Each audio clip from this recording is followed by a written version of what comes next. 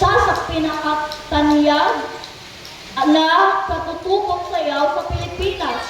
Nagmula ito sa isla ng Panay sa Visayas at ipinakilala ng mga Espanyol sa panahon ng kanilang pananakop sa Pilipinas.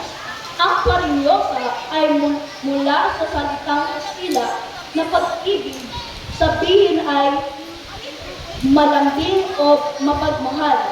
Ito ay sayaw tungkol sa panliligaw, pagpapakita ng siya at lambingan ng isang pinaka at dalaga.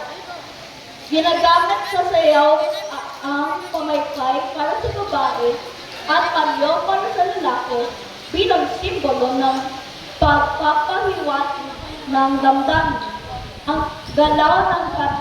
Ang galaw ng sayaw ay Pino, mahingin at nagpapakita ng traditional Filipino courtship o panliligaw. Palakpakan natin ang Group 3 Parilyosa.